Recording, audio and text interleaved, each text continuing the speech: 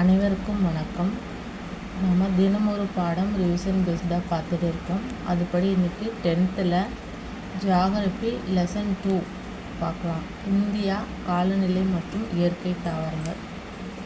இந்த லெசன் ஃபுல்லாக பார்க்கலாம். ஃபஸ்ட்டு இன்ட்ரடக்ஷன் பெருசு ஒன்றும் இல்லை. இந்த பாக்ஸ் கொஷின் கொஞ்சம் நல்லா பார்த்துக்கோங்க. எப்போவுமே பாக்ஸ் கொஷின்லேருந்து டைரக்ட் கொஷினாக இருக்கும். அதனால் அந்த இன்ஃபர்மேஷன் நல்லா பார்க்கறது நல்லது. சமச்சீர் காலநிலை என்பது பிரிட்டிஷ் காலநிலை என்றும் அழைக்கப்படுகிறது. கேள்வி எப்படி இருக்கலாம்னா, பிரிட்டிஷ் காலநிலை எவ்வாறு அழைக்கப்படுகிறது அப்படி கேட்க வாய்ப்பு இருக்குது. சமச்சீர் காலநிலை இல்லாட்டினா சமச்சீர் காலநிலை எவ்வாறு அழைக்கப்படுகிறது, பிரிட்டிஷ் காலநிலை.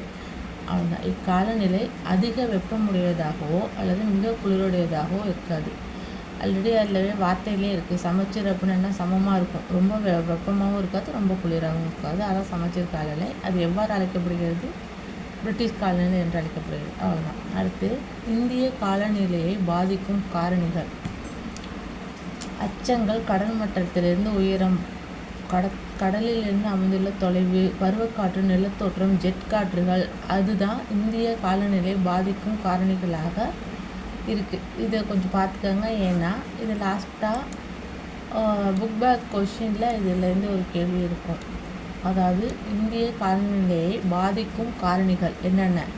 கடல் மட்டத்திலிருந்து உயரம், அது அமைந்துள்ள தொலைவு, பருவக்காற்று, நிலத்தோற்றம், ஜெட்டு காற்றுகள். இதெல்லாம் தான் பருவக்காற்று காலநிலையை நிர்ணயிக்கிறது, பாதிக்கிறது.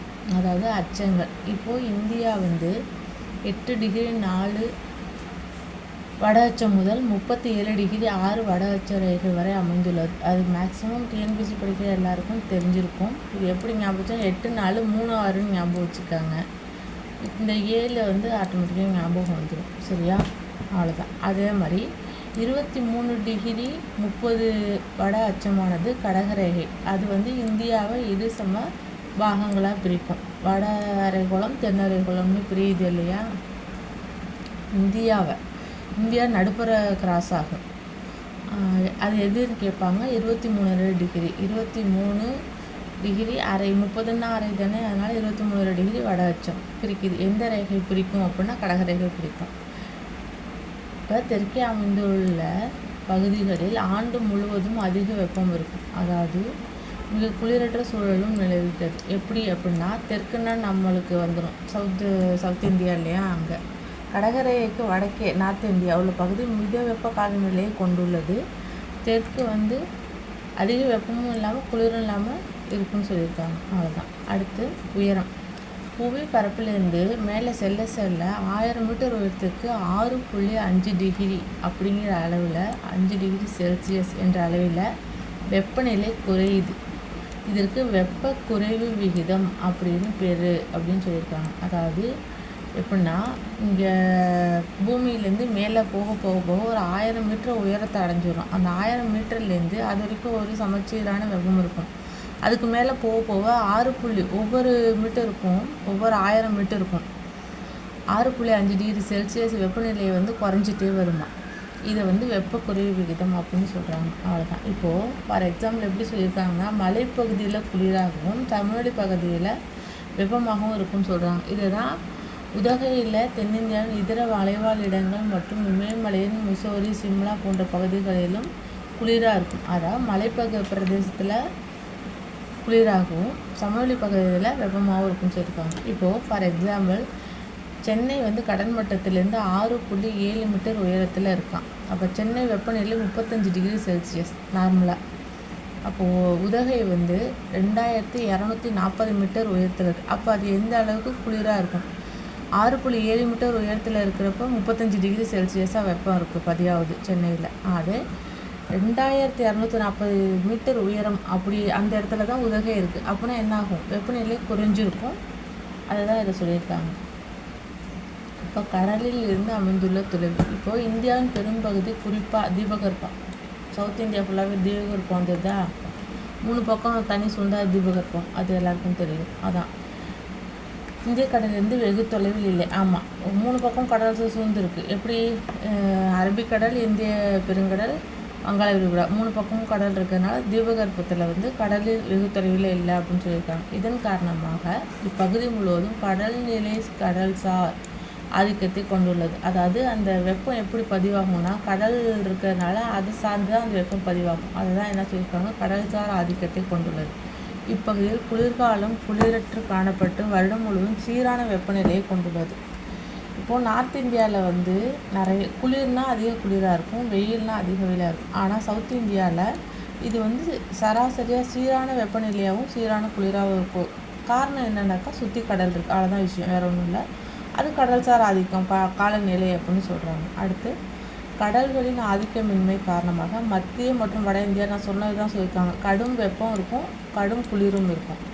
இப்போது கொச்சி கடற்கரை சார்ந்தது தானே, அந்த பகுதியில் சராசரி வெப்பம் 30 டிகிரி செல்சியஸாக இருக்குது. அதே நேரத்தில்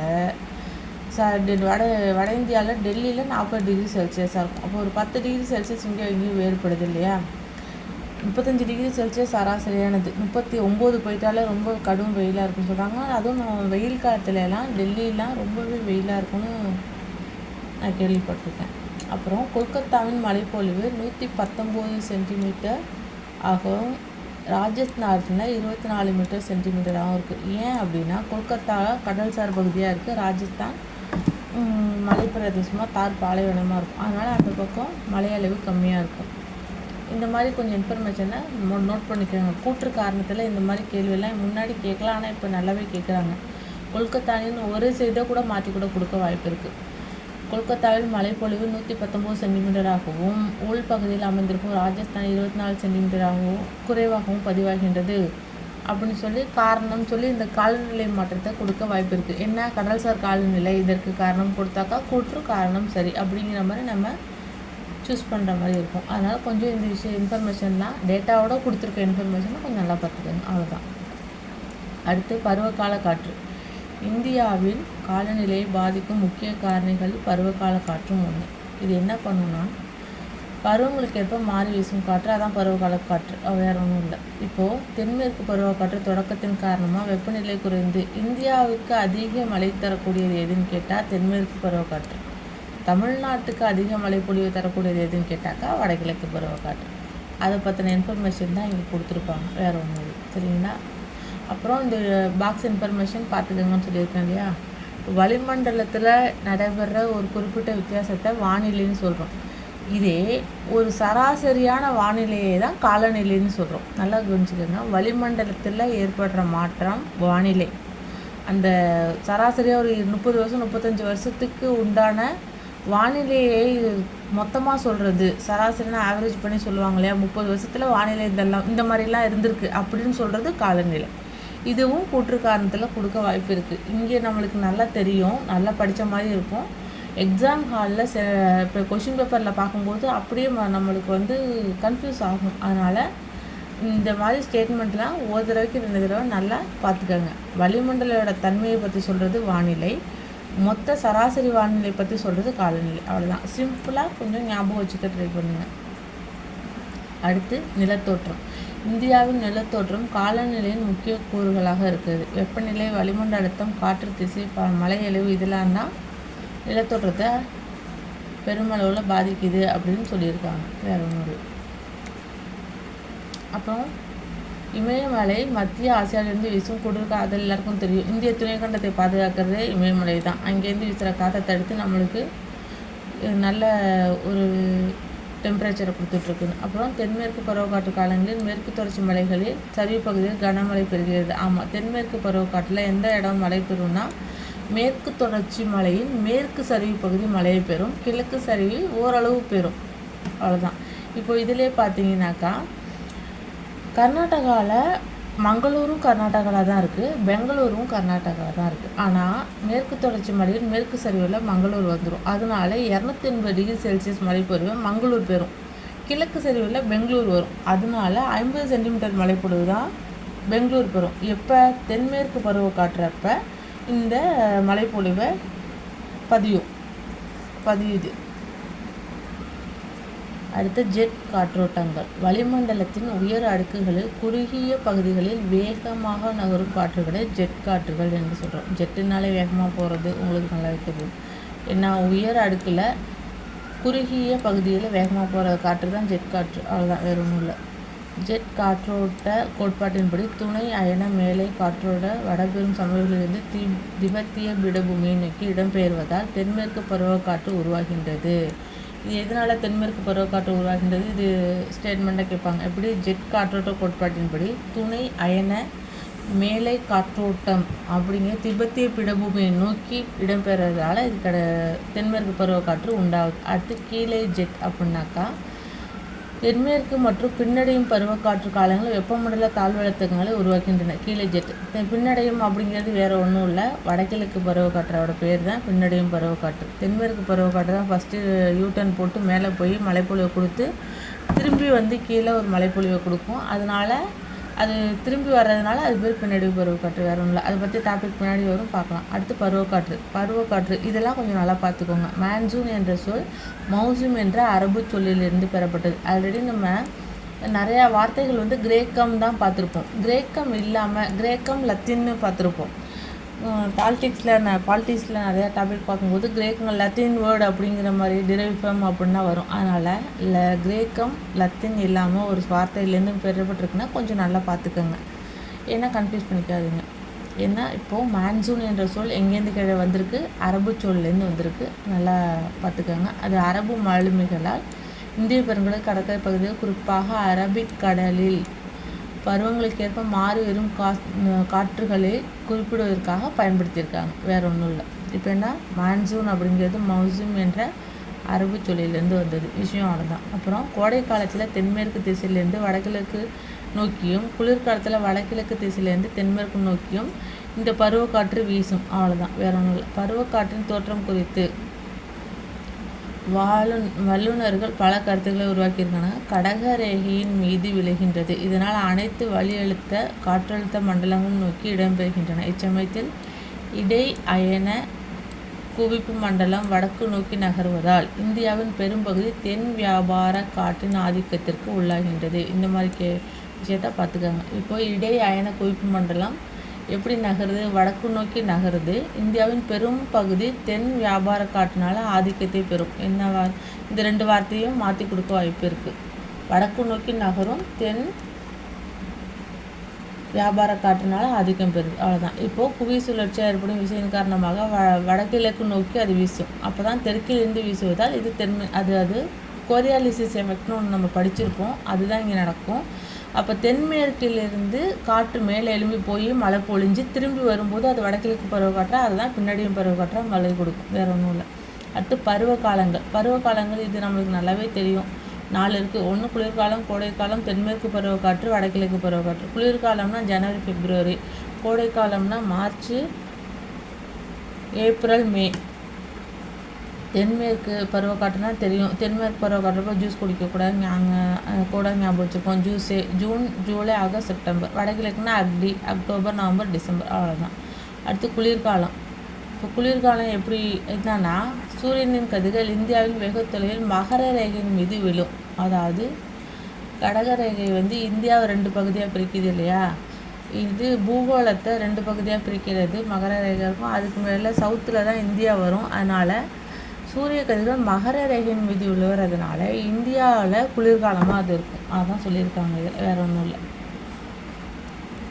அடுத்து கோடைக்காலம். இப்போ என்ன அப்படின்னாக்கா, சூரிய கதிர்கள் செங்குத்தாகவே இந்தியாவின் தீபகற்பத்தின் மீது விழும். தீபகற்பத்தின் மீதுனால என்ன? நடுப்புறம் வந்துடுது இல்லையா? கிட்டத்தட்ட கடகரேகை தான், அது மேலே நேரடியாக விழுவதுனால அதிக வெப்பநிலை இருக்கும். 30 to 35 டிகிரி செல்சியஸ் இருக்கும், நார்மலாக இருக்கும்.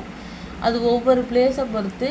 இன்னும் சொல்லப்போனால் தமிழ்நாட்டிலே சென்னையில் ஒரு மாதிரி இருக்கும், வேலூரில் அதிகமாக இருக்கும். அந்த மாதிரி ஒவ்வொரு இடத்துக்கும் ஒவ்வொரு டிகிரி செல்சியஸ் பதிவாகும். கிட்டத்தட்ட நார்மல் சராசரி அப்படின்னு பார்த்தா வெப்ப காலத்தில் 30 to 35 டிகிரி செல்சியஸ், அவ்வளோதான். இப்போ வடகிழக்கு நோக்கி வீசுகிறது இந்த காற்றுகள் மே மாதத்தில். இப்போ மே மாதத்தில் ஒரு மழை பெய்யும். என்னன்னாக்கா தெரியும், ஏப்ரலில் வந்து சித்திரை 1 வருது இல்லையா?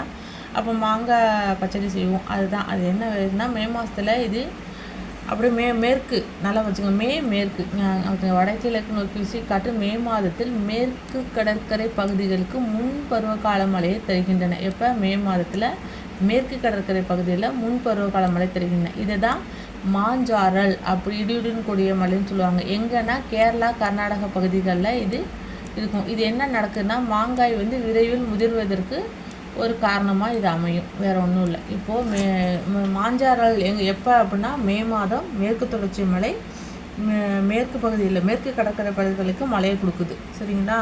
இதில் எது கேரளா கர்நாடகத்தோட மேற்கு கடற்கரை பகுதி இந்த மழையை பெறும். அவ்வளோதான். அடுத்து ஏப்ரல் மே மாதத்தில் வடமேற்கு திசைந்து வீசும் தலக்காற்று நார்வெஸ்டர் அல்லது கால் பைசாகி என்று அழைக்கப்படுகிறது. இதெல்லாம் கண்டிப்பாக கேள்வியாக கேட்பாங்க. சின்ன வார்த்தையை மாற்றிட்டு கூற்று காரணத்தில் கேட்பாங்க.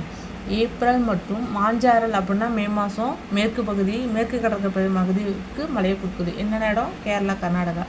அடுத்து ஏப்ரல் மற்றும் மே மாதத்தில் வடமேற்கு திசையிலிருந்து வீசும் தலைக்காற்று என்ன காற்று அப்படின்னா நார்வெஸ்டர் அல்லது கால் பைசாகி அப்படின்னு அழைக்கப்படுது. அவ்வளோதான். அடுத்து இக்காற்று கிழக்கு மற்றும் வடகிழக்கு பகுதியான கிழக்கில் தானே மேற்கு வங்காளம் பீகார்லாம் இருக்குது பகுதி மற்றும் அஸ்ஸாம் மாநிலங்களுக்கு இடியுடன் கூடிய மழையை கொடுக்கிறது. இந்த கேள்வி கேட்பாங்க.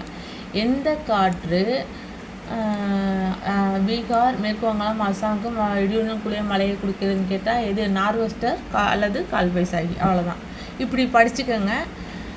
நீங்கள் படிக்கும்போதே அதை கொஷினாக கன்வெர்ட் பண்ணிவிட்டு ஆன்சராக கொண்டு வந்துட்டீங்கன்னாக்கா உங்களுக்கு அது கன்ஃபியூஸ் ஆகாது, ஈஸியாக இருக்கும். ஏன்னா இதெல்லாம் நானும் கொஷின் படிக்கும்போது நல்லா படித்த மாதிரி இருக்கும். டெஸ்ட் அட்டன் பண்ணும்போது கூட ஈஸியாக இருந்த மாதிரி இருந்தது. ஆனால் எக்ஸாம் ஹால் போகும்போது தான் ஆஹா இது என்ன வரும் அப்படிங்கிற மாதிரி யோசனை இருந்துச்சு. அப்புறமேட்டு தான் இதெல்லாம் நான் எப்படி படிக்க ஆரம்பித்தேன்னா, அந்த ஒரு பேரா படிக்கிறேன், இது கூற்று காரணத்தில் கேட்க வாய்ப்பு இருக்குன்னா நானே கொஷினாக அதை கன்வெர்ட் பண்ணுவேன், நானே ஆன்சரையும் அதுக்கு செட் பண்ணுவேன். அதுதான் இப்போ உங்களுக்கு நான் சொல்லிகிட்டு இருக்கேன். படிக்கிறவங்க அதே கண்ணோட்டத்தில் படிங்க, வேறு ஒன்றும் இல்லை. அடுத்து தென்மேற்கு பருவக்காற்று காலம், மழைக்காலம். தென்மேற்கு அதாவது இப்போ தான் சொன்னோம் பார்த்தீங்களா, இந்தியாவுக்கு மழை பொழிவு எதுனாக்கா 75% கிட்டத்தட்ட தென்மேற்கு பருவக்காற்றுனால தான் கிடைக்கும். இங்கே பாருங்கள், இங்கே தான் தென் மேற்கு இல்லையா, இதுதான் தென்னு, இது மேற்கு. இந்த காற்று இப்படி போகுதா, இது போய் இந்த பக்கம் மலையால் இந்த ஆரவள்ளி மலை இந்த இடத்துல வரும். அதால் தடுக்கப்பட்டு இங்கே மழை கொடுக்கப்பட்டுரும். அதனால் ஆரவள்ளிக்கு அந்த பக்கம் இருக்கிற ராஜஸ்தானுக்கு மழை கிடைக்காது, இந்த பக்கம் இருக்கிற பகுதிகளுக்கு மழை கிடைச்சிரும். இது என்ன செய்யும்? அங்கே மோதி திரும்பி இப்படி வரும்.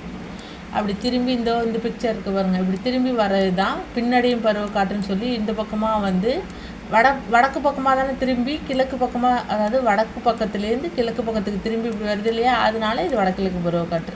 இதுதான் இங்கே நடக்கும். இப்போது உலகளாவிய காலநிலை நிகழ்வான எல்னினோன்னு ஒன்று நடக்கும். வேர்ல்டுலே, அதாவது ஃபுல்லாக குளோபுக்கே ஒரு விஷயம் நடக்குது. அந்த எல்னினோ, லால்னினா, எல்னினான்னு 2 இருக்கும். இப்போ நமக்கு எதனால் பயன் அப்படின்னு பார்த்தீங்கன்னாக்கா எல்னினோ. இதுவும் ஒரு கேள்வி தான். 2 விஷயம் இருக்குது, லானினா எல்னினோ. இப்போ நமக்கு தென்மேற்கு பருவக்காற்று காலத்தில் நம்மளுக்கு தாக்கத்தை ஏற்படுத்தக்கூடியது எதுன்னு கேட்பாங்க? எல்னினோ. அதனால் ஞாபகம் வச்சுக்கோங்க. அவ்வளோதான். அடுத்த இப்போது தென்மேற்கு பருவக்காற்று தொடங்குவதற்கு முன் வட இந்தியாவின் வெப்பநிலை ஆமாங்க, எப்போ தொடங்குனாக்கா ஏப்ரல் மேலாம் எப்படி இருக்கும்? வட இந்தியாவின் வெப்பநிலை பயங்கரமாக இருக்கும். 46 டிகிரி செல்சியஸ் வரை இருக்குமா. இப்பருவக்காற்றின் இடி மின்னுடன் கூடிய தொடக்கும் மழை பருவமழை வெடிப்பு என அழைக்கப்படுகிறது. இந்த கேள்வி கேட்பாங்க. எப்படின்னா, அங்கே அதிக வெப்பம், அந்த வெப்பத்துக்கு அடுத்து ஒரு மழை வருது. அது என்ன மாதிரினா, இப்பருவக்காற்றின் இடி மின்னலுடன் கூடிய தொடக்கமாக ஒரு தென்னிந்தியாவில் ஒரு மழைப்பொழிவு வரும். அந்த மழைக்கு என்ன சொல்கிறாங்கன்னா பருவமழை வெடிப்பு அப்படின்னு சொல்லப்படுது. அவ்வளோதான். இப்போது மேற்கு பருவக்காற்றின் அரபிக்கடல்களை மேற்கு தொடர்ச்சி மலையின் மேற்கு செருவு பகுதிகளில் சொன்னோம் இல்லையா, பலத்த மழையை கொடுக்கும். அங்கே தான் மங்களூரில் பார்த்தோம் 270 சென்டிமீட்டர் இருக்கும். பெங்களூரில் 50 சென்டிமீட்டருக்கும் மழை கொடுத்ததில்ல, அதே தான். எப்படின்னா மேற்கு சரிவில் தான் மழையை கொடுக்கும். இது தென்மேற்கு பருவக்காற்று உள்ளே வரும்போது இது மேலே இப்படி வட இந்தியாவுக்கு முழுவதும் கனமழையை கொடுத்துரும், மேல் வரைக்கும் போகும். இப்போ என்னன்னா, அது அங்கே இருக்க ஆரவள்ளி மலைத்தொடர் சொன்னோம் பார்த்தீங்களா, அது மூலம் தடுக்கப்பட்டு ஆரவள்ளிக்கு அந்த பக்கம் இருக்க ராஜஸ்தானுக்கு மழை கிடைக்காது, இந்த பக்கம் இருக்க இடம் எல்லாத்துக்கும் மழையை போயிடும். இப்போது அது திரும்பி வருது இல்லையா, அதுதான் வங்கக்கடல் வழியாக வரும். எப்படி? வடகிழக்கில் வங்கக்கடல் வழியாக வருது. அதனால் வங்காள விரிகுடா கிளை வடகிழக்கு இந்தியா மியான்மர் நோக்கி வீசும். அடுத்து திரும்புகிற அந்த காற்று அதுதான் இப்போ எங்கெங்கே மழை வரும்னா காசி, இதெல்லாம் அஸ்ஸாம் பகுதியில் இருக்க இடம். காரோ, ஜெயந்தியா கிழக்கு பகுதியில் குன்றுகளால் தடுக்கப்பட்டு மேகாலயாவில் மௌசின்ராமில் மிக கனத்த மழையை கொடுக்கும். இந்தியாவிலேயே அதிக மழை பெறும் பகுதி அப்படின்னா அது மௌசின்ராம். எங்கே இருக்குது? மேகாலயாவில் இருக்குது, கிழக்கு பகுதியில். அப்படி கொடுத்துட்டு யூட்டர்னை போட்டு கீழே வரும். நகரும்போது மழைப்பொழிவின் அளவு குறைந்து கொண்டே வரும். இந்தியாவின் ஒட்டுமொத்த மழைப்பொழிவில் 75% மழைப்பொழிவு பருவக்காற்று காலத்தில் கிடைக்கிறது. ஆக்சுவலாக தென்மேற்கு பருவக்காற்றை பற்றி தான் சொல்லிகிட்டு இருக்காங்க. அந்த மழை தடுக்கப்பட்டு வடகிழக்காக திரும்புறதையும் சொல்லி தான் இந்த மௌசின் ராம் சொல்லியிருக்காங்க. அதனால் கன்ஃபியூஸ் பண்ணிக்காதீங்க. இந்தியாவுக்கு ஒட்டுமொத்த மழைப்பொழிவு 75% மழைப்பொழிவு கிடைக்கிறது எதனாலன்னு கேட்டாக்கா தென்மேற்கு பருவக்காற்றுனால. கன்ஃபியூஸ் பண்ணிக்கக்கூடாது. தமிழ்நாட்டுக்கு பருவமழை கிடைக்கிறது வடகிழக்கு பருவக்காற்று. ஏன்னா போயிட்டு திரும்பி வரும்போது வங்கக்கடல் வழியாக வந்து தமிழ்நாட்டுக்கு மழையை கொடுக்கும், ஞாபகம் வச்சுக்கோங்க. அடுத்து வடகிழக்கு பருவக்காற்று காலம். தென்மேற்கு பருவக்காற்றுன்னா ஜூஸே சொன்னான்னா June September June July August September. வடகிழக்கு பருவக்காற்று அக்டோபர் நவம்பர் டிசம்பர், அவ்வளோதான். இப்போது செப்டம்பர் மாத இறுதியில் அது முடிஞ்சிருது தென்மேற்கு. அடுத்து அக்டோபர்லேருந்து என்ன ஆரம்பிக்குது, வடகிழக்கு போயிட்டு திரும்பி வருது, வேறு ஒன்றும் இல்லை. இதனால் காரணம் என்னென்னா, இதுக்கு காரணம் கோரியாலிசிஸ் எஃபெக்ட்னு ஒன்று நடக்கும் இல்லையா, அந்த பூமி சுழல்றதுனால, அதுதான் இது காரணம். இப்பருவக்காற்றின் மூலம் கேரளா, ஆந்திரா, தமிழ்நாடு, தென் கர்நாடகாலாம் மழைப்பொழிவு பெறும் 35% பெறுது. ஆக்சுவலாக 75% மழைப்பொழிவு இந்தியாவுக்கு கிடைக்கிறதுக்கு காரணம் தென்மேற்கு பருவக்காற்று. 35% மழைப்பொழிவு எங்கே கிடைக்கும் கேட்டாக்கா தமிழ்நாட்டுக்கு கிடைக்கும். எப்போ, வடகிழக்கு பருவக்காற்றில். இந்த மாதிரி சின்ன சின்ன ஸ்டேட்மெண்ட்லாம் கொஞ்சம் ஆழ்த்தி பார்த்துக்கோங்க. அடுத்து உலகின் மிக அதிக அளவு மழை பெறும் பகுதி, நல்லா பார்த்துக்கோங்க. இந்தியாவில் இல்லை, உலகிலேயே அதிக மழை பெறும் பகுதி எதுதானா, மௌசின் ராம். மேலே பார்த்தோம் இல்லையா, மேகாலயாலன்னு 1141 சென்டிமீட்டர், 100லேருந்து 200 வரைக்கும் மழைப்பொழிவு சராசரியானதுன்னு பார்த்துருப்போம். இந்த அடுத்த ஒரு டாப்பிக்கில் வரும், நான் காட்டுறேன். 100க்கு கீழேனாக்கா குறைந்த மழைப்பொழிவு பகுதின்னு பார்த்துருவோம். இங்கே பாருங்கள், 1141 சென்டிமீட்டர் மழைப்பொழிவை மௌசின் ராம் பெறுது. எங்கே இருக்குது, மேகாலயாவில்.